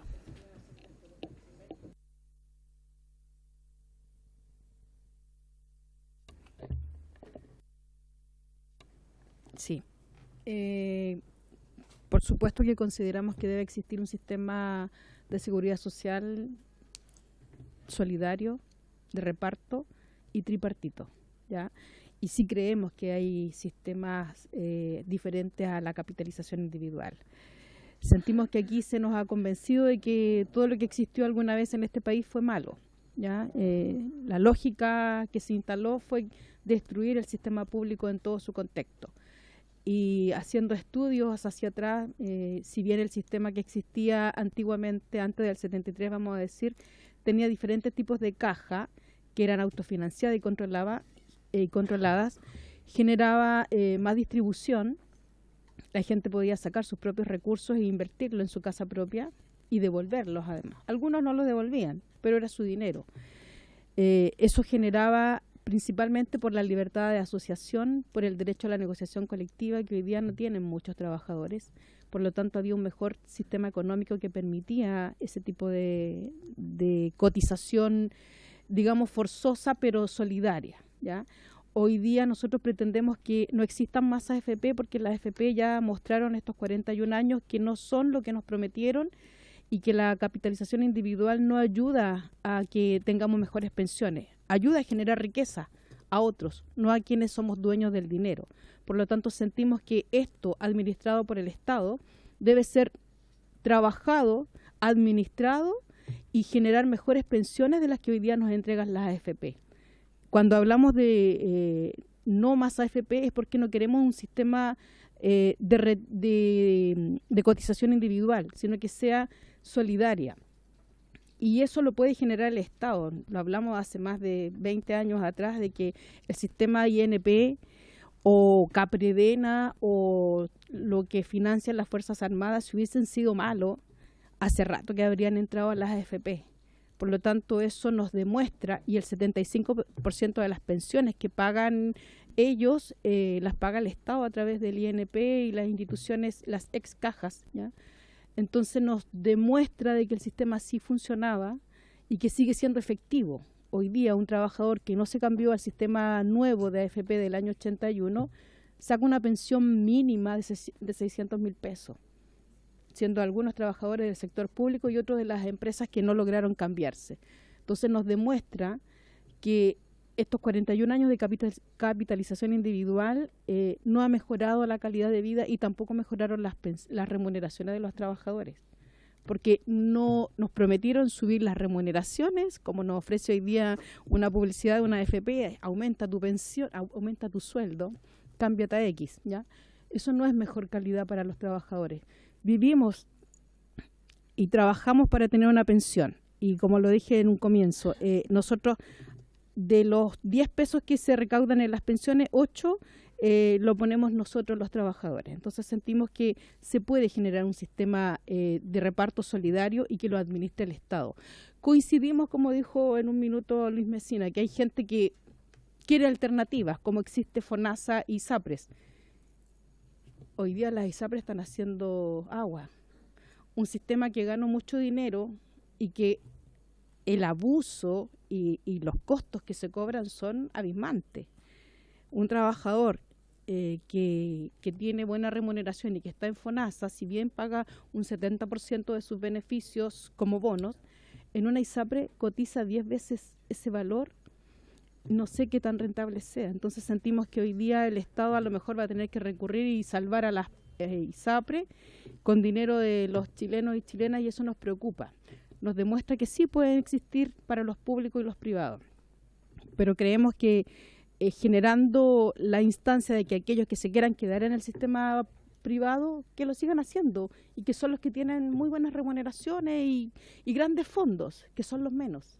Pero el 80% de la población no tiene esa facultad y no tiene ese sistema. Entonces creemos que ahí sí tiene que intervenir el Estado y generar de alguna manera un ex INP, yo lo llamo. Hoy día es ISL, pero que sí tiene toda la aparataje para que funcione, para que lo controle, porque lo demuestra con las pensiones que se pagan, como le digo, en Capredena, en el ex sistema INP y alguna otra que no me acuerdo en este minuto de las Fuerzas Armadas. Así que sí.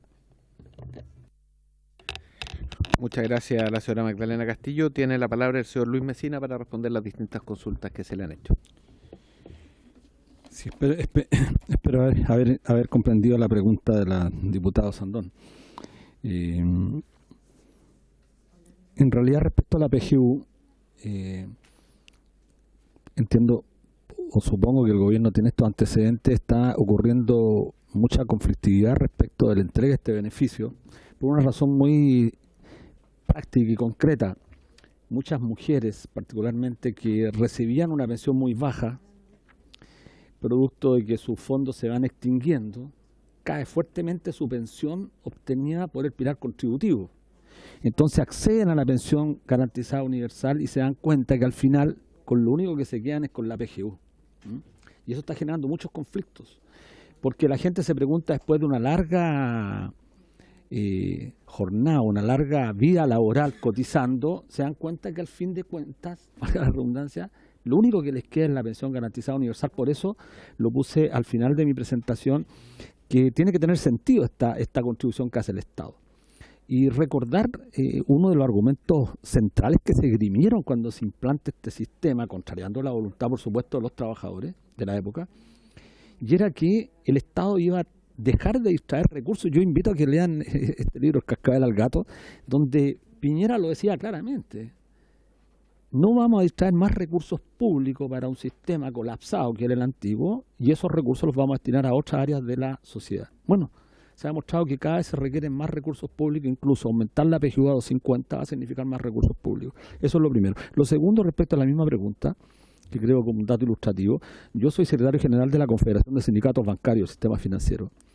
Y nosotros hicimos un pequeño ejercicio comparándonos todos aquellos que tenemos más de 30 años de servicio. Yo tengo 45. Todos sobre 35 años de servicio. Y ocurre que el único que va a llegar a una tasa de reemplazo cercana al 68% soy yo, que soy un caso único, 45 años de contribuciones sistemáticas, lo que echa abajo la tesis que se repite insistentemente de lo que se requiere para financiar la pensión del pilar contributivo de ahorro. Porque creo que usted mismo lo dijo, o el diputado, la gente cotiza poco, nos dicen. pero la gente cotiza poco porque la gente gana muy poco. La gente cotiza poco porque el empleo es informal. Y lo que estamos observando es que crece el empleo informal en detrimento del empleo formal, sin, comillas, seguridad social. Entonces, las razones para sostener la misma tesis de seguir reproduciendo el sistema es absolutamente injustificable. Aquí lo que debe avanzarse fuertemente a la desprivatización del sistema y no a la consolidación de un sistema de negocio. Espero haber respondido eso. Y respecto, y creo que ahí es fundamental tener en consideración estos dos aspectos, señor presidente, el tema de la suficiencia y el tema de la tasa de reemplazo. Cuando se habla de tasa de reemplazo, insisto, no se puede pretender esgrimir como fundamento de que los trabajadores van a recibir, los más pobres, casi una tasa de reemplazo del 100%, circunstancia que el monto de la pensión no guarda relación con la suficiencia. Entonces creo que es un elemento que tiene que tener siempre en cuenta. Y respecto a la pregunta del diputado señor Undurraga, es por un sentido de realidad lo que planteamos un sistema mixto. No es porque estemos convencidos que el sistema mixto es lo mejor, no, es por un sentido de realidad. Nosotros somos partidarios de un sistema de reparto con fondos de reservas técnicas, no somos partidarios de que el flujo de contribuciones que hacen los trabajadores activos íntegramente se destina al pago de pensiones. Tiene que haber un remanente que permita, y ahí viene su pregunta que me parece con mucho sentido, ¿qué hacemos con el fondo de capitalización, con el fondo de reserva? Porque hay que capitalizarlo y esto es una vieja discusión particularmente en la izquierda. Y quiero decirlo con mucha fuerza porque es un tema que lo hemos debatido. ¿Cómo se capitaliza el ahorro de los trabajadores? ¿Dónde se capitaliza? ¿En qué instrumentos se invierten los ahorros previsionales del país? Pensamos nosotros que para responder esa pregunta hay una cantidad de preguntas previas a responder esa. Y cito solamente a Fred Davis, que ha planteado muchas veces, por ejemplo, cómo los fondos de ahorro provisional deben estar también orientados, deben servir para otros propósitos, que no es justamente el fortalecimiento del mercado de capitales, sino que contribuir al desarrollo de un país que pone acento en otros proyectos, ¿ya? Bueno, hay muchas áreas de la sociedad, de la economía que requieren financiamiento. Bueno, los fondos de pensiones pueden estar orientados. La tendencia de las tasas de rentabilidad en todo el mundo están cayendo. Basta considerar cómo está funcionando la rentabilidad en los fondos de pensiones de los profesores en Canadá para darse cuenta que la tendencia es de mayor riesgo. O sea, la inversión del capital en el mercado financiero siempre tiene un riesgo asociado que no debe ser, y eso es lo que entendemos, transferido al mundo del trabajo. Si el mundo del trabajo gana poco, ahorra una fracción importante del salario y sería tremendamente trágico, porque ya es una tragedia que al final de la vida activa le digan, mire, lo que acumuló usted durante su vida activa es tan precario que al final le vamos a tener que dar una pensión asistencial de parte del Estado. Eso es lo que nosotros queremos plantear, distinguir entre las instituciones públicas, que no es lo mismo que estatal. Yo creo que esto también es relevante abrir este debate en esta comisión aprovechando el tema de la discusión. No es lo mismo. Estas concepciones estatistas que siempre rememoran y tienen un dejo además peyorativo, nosotros somos partidarios de los organismos públicos. En el campo del derecho, bueno, las corporaciones de derecho privado, corporaciones de derecho público, como eran las antiguas cajas de previsión, que no tenían nada que ver con esta lógica estatista, que en sus estatutos regulan la forma de cómo operan. Eso es lo que planteamos en nuestra propuesta. Nosotros planteamos de antemano que el IPS se convirtiera en un organismo público cuyas características fueran similares al Banco Central, es decir, de plena autonomía, con eficacia y eficiencia en la designación de sus directores, pero por supuesto que los trabajadores también tuvieran representación. Y esa representación tiene que cumplir con cierto estándar. Creo que la compañera lo decía bien. No se pueden seguir insistiendo en colocar como atributos para la instalación de estos gobiernos corporativos los mismos requisitos que pide el sistema financiero para aquellos que tienen, comillas, expertise en la especulación financiera. O sea, si llenémonos de traders, contratemos a los traders que ya los deja desechados la banca y pongamos a administrar los recursos públicos, ¿no? Es la lógica inversa, la lógica que tiene que cambiar, y en ese sentido creo que los elementos que ha señalado el diputado Andrés Giordano respecto al informe de la auditoría son fundamentales para tomar en consideración. Eso, presidente. Muchas gracias, señor Mesina. Tiene la palabra el señor Arrau. Sí, señor presidente, muchas gracias por su intermedio. A ver, interesante las primeras tres preguntas, señor diputado, porque básicamente lo que yo creo que está en juego con los retiros no es el sistema de capitalización individual. Lo que está en juego con el retiro es el sentido público de tener un sistema que obligue a ahorrar una cotización de cualquier forma para proteger la vejez. Eso es lo que está en juego con los retiros. No está en juego el sistema de protección individual, está en juego esa noción. Y creo que es devastador no tomar conciencia de parte de todos, ustedes básicamente, nuestros representantes, que no hay forma de evitar la lógica del retiro con ninguna reforma. Incluso se van a proponer los retiros de los fondos nacionales en el futuro, porque están registrados en las cuentas. La lógica de retiro debe ser dramática y absolutamente descartada a nivel de toma de conciencia política de ustedes, señor diputado. No es una moneda de cambio de una buena reforma, porque nunca lo va a hacer. Esa es mi posición respecto a los retiros. Respecto al sistema mixto que usted menciona, yo estoy de acuerdo con la subsecretaría, con la ministra, de que es una singularidad nuestra que el sistema contributivo sea únicamente privado. Y yo estoy de acuerdo que tenga una participación y que participe el Estado en el sistema contributivo en el sistema contributivo completo, a través del APA, del IPA, es una forma de hacerlo. Lo que ocurre es que como está planteado, no permite otra forma que esa y no permite que finalmente todos los recursos terminen en esa estructura, por lo que voy a abordar en la tercera pregunta. Entonces, básicamente sí estoy de acuerdo que la PAIPA sea una forma, como podría haber sido una FP estatal, pero probablemente ya pasó la vieja para esa solución.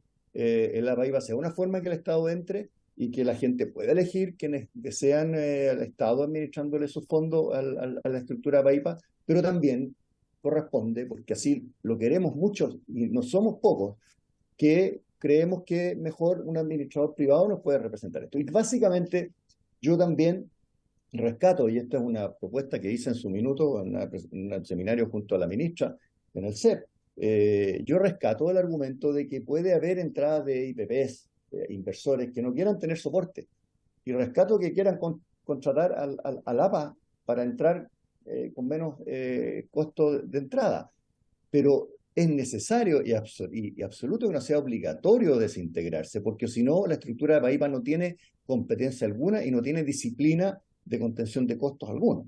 Entonces, yo creo que sí es correcto que esté eso. Y básicamente, yo estoy a favor de un sistema, y puede ser el 6%, que redistribuya.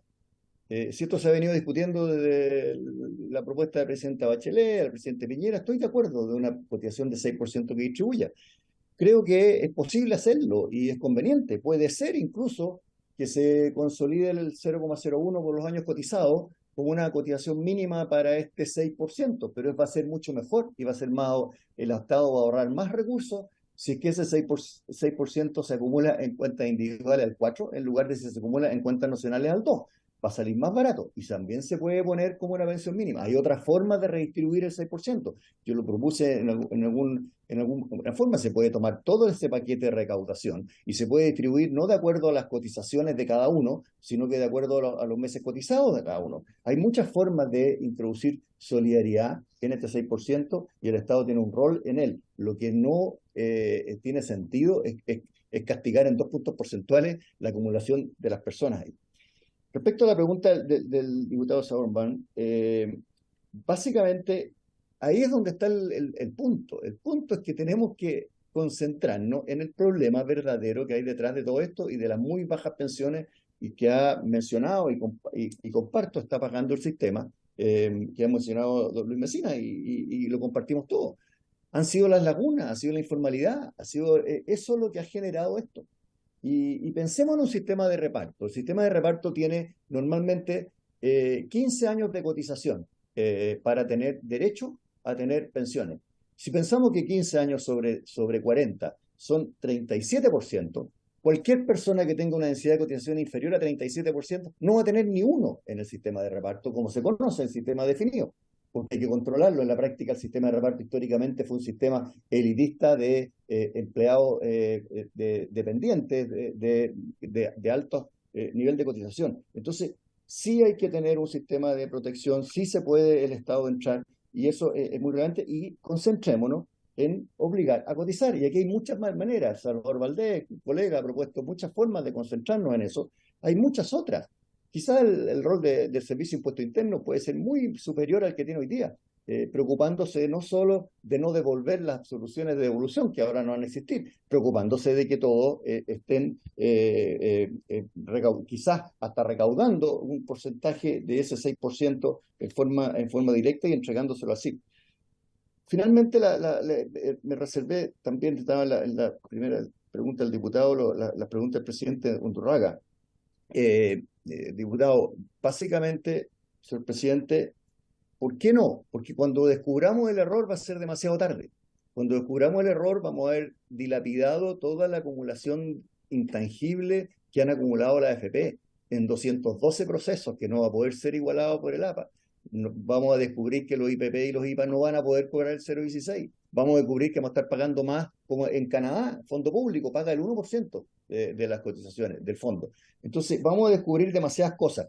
Yo propongo un avance más intermedio, señor diputado, señor presidente, y todos los presentes, donde se permita la estructura integrada de aquellos que queramos elegir esa forma de administrar, se permita la estructura integrada del Estado en el sistema contributivo y se generen proveedores de back office que quieran proveer servicios, uno puede ser el APA, a los IPP que quieran entrar. Esa es una manera de avanzar y construir sobre los pasos que ha acumulado el país hacia atrás, y no borrón y cuenta nueva, hoja en blanco, que es como acostumbramos a hacer. Esta es una propuesta extremadamente radical, el error puede ser extremadamente grande y debemos avanzar gradualmente mejorando lo que falta. Las lagunas, la integración del Estado en el sector contributivo y un sistema del 6% que sí pueda redistribuir, pero distribuir en cuentas individuales y no en cuentas nacionales que castigan la rentabilidad tan profundamente de los afiliados.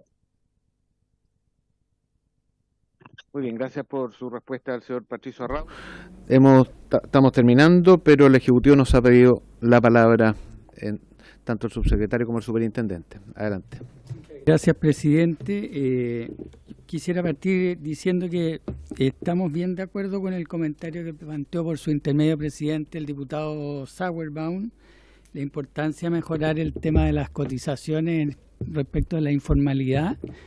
De hecho, estamos viendo revisar algunos temas de incentivo para que no se generen incentivos a subcotizar, y también cómo fortalecer la institucionalidad para que se pueda recaudar más.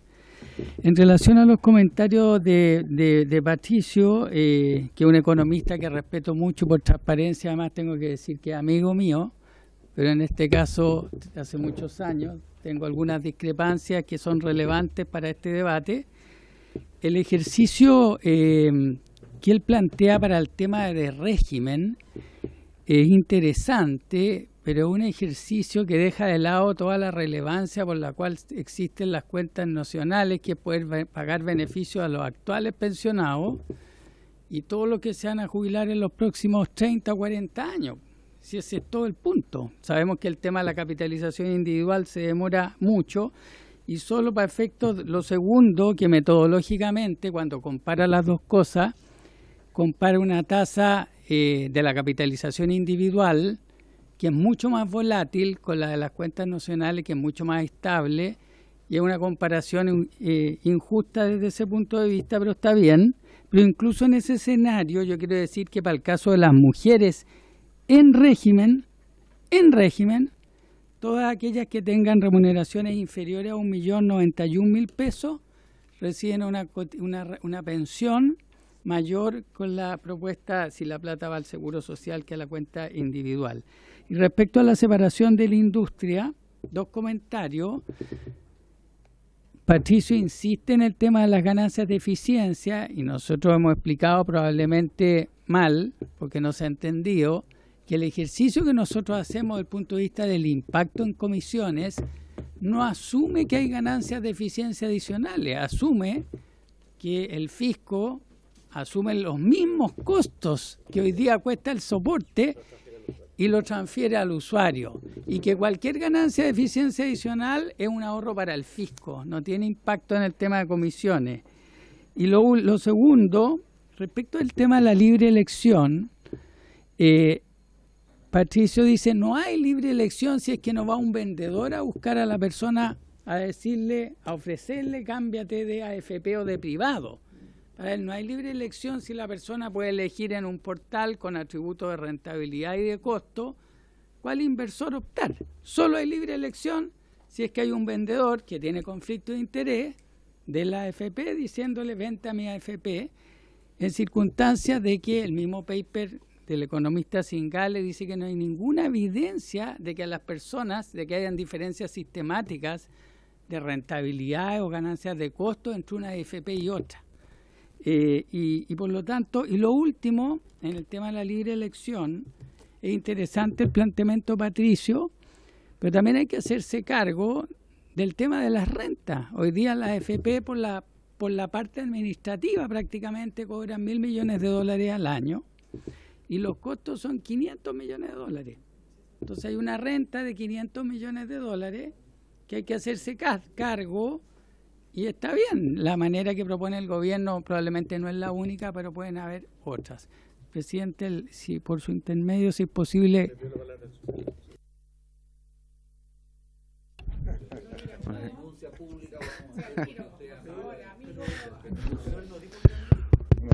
Muy bien.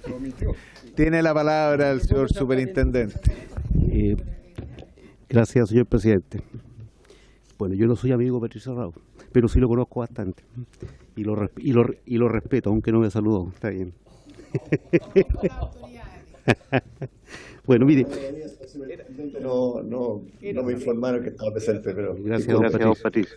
Bueno, yo voy a hacer algunas reflexiones. Yo creo que escuché con atención las tres exposiciones, me parecieron muy interesantes todas y siempre todo lo que uno escucha es valioso y todos los días uno aprende algo. Ahora, yo quisiera mostrar la experiencia revelada que tenemos hoy día y hacer algunas comparaciones. Hoy día existe una emisora de fondos de cesantía que opera desde el año 2002. Lo mencionó Patricio en su exposición. La emisora de fondos de cesantía es una empresa privada que fue licitada por el Estado justamente para administrar este seguro, ¿cierto? Este seguro de cesantía. La emisora de fondos de cesantía tiene 11 millones de afiliados. Las emitoras de fondos de pensiones en su conjunto tienen 12 millones de afiliados. O sea, las magnitudes son similares. ¿Qué ha ocurrido y qué hace la AFC? Y lo comparo con la AFP y con el APA. La emisora de fondos de cesantía, o AFC, afilia a los trabajadores, recauda sus cotizaciones, las acredita en cuentas individuales, invierte los recursos, paga los beneficios de cesantía y atiende público a través de todo el país, con las sucursales de las que dispone y con todos los canales que no presenciales del cual dispone. ¿Qué no hace respecto a la AFP?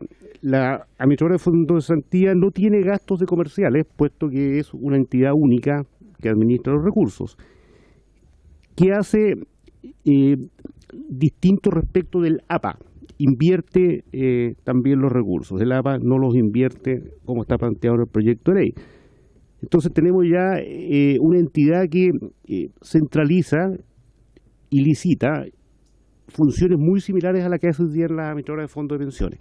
Veamos los resultados que yo saqué de los últimos estados financieros auditados de las administradoras de fondos de pensiones y la emisora de fondos de cesantía. Años 2017 a 2021, esta información de los estados financieros auditados cualquiera lo puede replicar.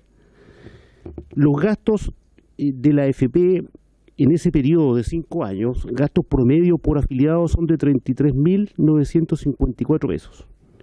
¿Cuánto gasta la AFP por afiliado en ese mismo periodo? 2.603 pesos. 2.603 pesos versus 33.954 pesos. ¿Cuánto cobran las AFP por afiliado? Promedio por año en estos 5 años sacados de los estados financieros auditados. La AFP cobra 65.316 pesos por afiliado.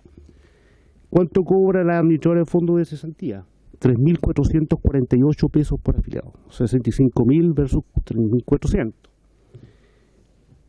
¿Qué nos muestra esto? Nos muestra, por ejemplo, que si nosotros sacamos un ratio que es muy simple, que es la comisión promedio por afiliado, que ya la dije antes, versus el gasto promedio por afiliado de los últimos 5 años, ese ratio para la AFP es 1,92 veces. 1,92. El mismo ratio para las AFC es 1,32 veces.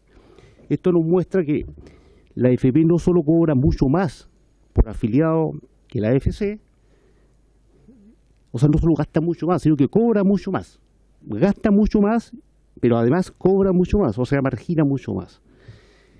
Si uno hace una conclusión a la luz de estos datos, que son todos auditables, puede ver fácilmente que hay una gran eficiencia en centralizar funciones. No es posible una diferencia en gastos de 33.900 pesos por afiliado versus 2.600 pesos, es porque hay una eficiencia en la centralización, haciendo cosas muy parecidas la FC y la AFP. Pero también nos muestra que la licitación es eficiente en bajar costos, en bajar comisiones o en bajar precios, porque no es posible que la AFP margine un 92% versus la AFC que margine un 32%, un tercio. Entonces, es posible obtener economías de escala, eficiencias, centralizando funciones. Esto nos demuestra que sí es posible. ¿Es posible bajar márgenes operacionales licitando? Por supuesto que sí. Y esto es la más clara demostración de que así es. ¿Se puede hacer todo esto sin bajar calidad de servicios? Se puede. Luego la AFC lo ha mostrado y no tiene reclamos por calidad de servicios. Lo demostró en la pandemia, donde tuvo que pagar miles de millones de dólares en beneficios a raíz de las leyes de protección al empleo, y funcionó bastante bien. No hubo grandes reclamos respecto a la administración de la AFC. Lo hizo usando todas sus redes sucursales en el país y todos sus sistemas multicanales. Entonces la conclusión que uno puede sacar acá es que evidentemente no podemos concluir, sabemos que las funciones que hace la AFP son más complejas que la AFC, pero de ninguna manera eso justifica las diferencias tan grandes de costo por afiliado y las diferencias tan grandes de márgenes de ganancia. Y eso está dado simplemente porque hay economías de escala, hay eficiencias en centralizar funciones y también en licitar. Y eso está completamente demostrado en lo que está acá. Lo que dijo Patricio, comparó porcentaje. Una persona cuando va a comprar algo no paga en porcentaje de su sueldo. Cuando uno va a comprar pan, nadie le dice qué porcentaje del sueldo le voy a cobrar por un kilo de pan, sino que le cobran un monto fijo. Y aquí lo que corresponde es comprar costos fijos por afiliado y comisiones fijas por afiliado. Yo creo que es un buen ejemplo y se podría profundizar el análisis sin duda. Gracias al señor superintendente. Tiene la palabra Lo que me parece interesante, que nos queda tiempo, que nuestro invitado quiere contestar, si es posible. Pero claro, o sea, ¿cuál de los invitados? Señora Raúl, adelante. Sí, agradezco los comentarios y el reconocimiento de nuestra amistad de parte del subsecretario. Pero en estos temas somos muy profesionales y cada uno opina lo que opina. Solamente quiero comentar lo último que señala el superintendente, que yo creo que aquí hay que ponerse de acuerdo.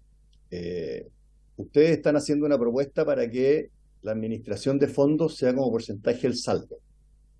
Es evidente que la AFC, que administra 8 millones de saldo, y las AFP, que administran 145 millones de saldo, hay que preguntarse cómo lo haría la AFC administrando 145 millones de saldo.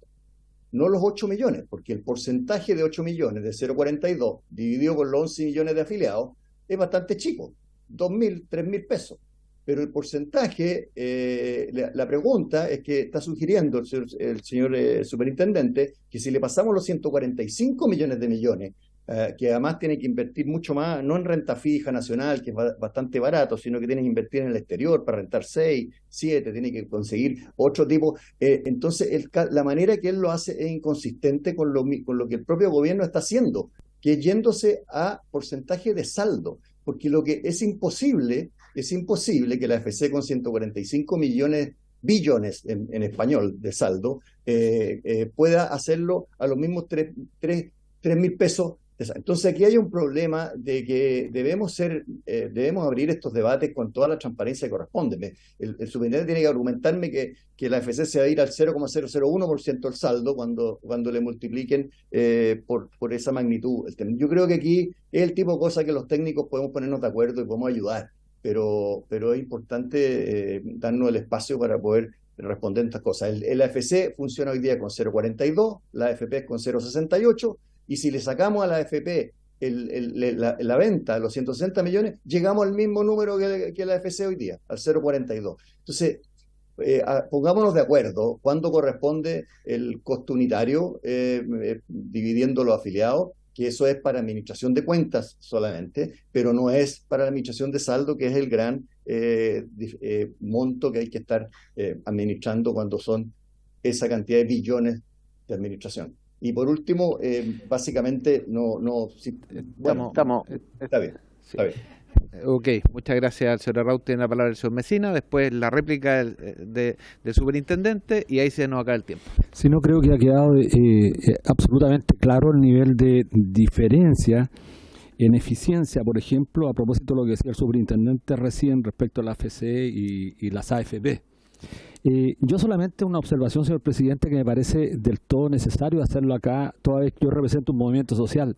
Pero esta discusión entre los funcionarios públicos encargados de llevar adelante una reforma como la del subsecretario, el superintendente y la tecnocracia, es lo que efectivamente a nuestro país lo tiene, yo diría, sucumbido en una situación absolutamente de crisis.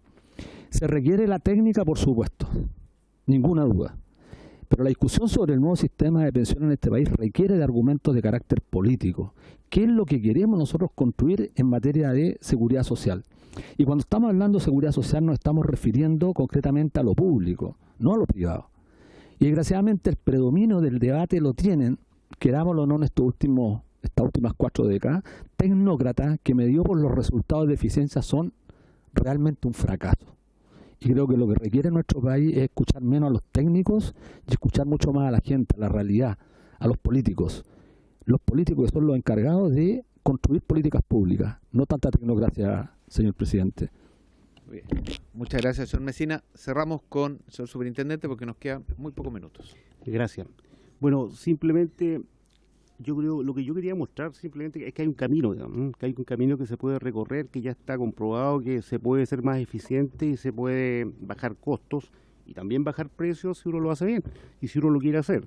Eso es en beneficio neto de las personas, nada más que de las personas. Lo que dice Patricio yo creo que es erróneo.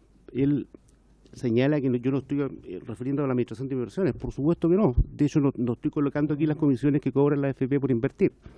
Si sumáramos las inversiones, habría que decir que las AFP gastan más del 94% de su gasto en inversiones con comisiones indirectas, comisiones implícitas. 660 millones de dólares es el monto de las comisiones implícitas de la AFP el año pasado, solo el año pasado, que se descuentan directamente de las cuentas de los afiliados. Entonces mi comparación es correcta, no es correcta la que hace Patricio.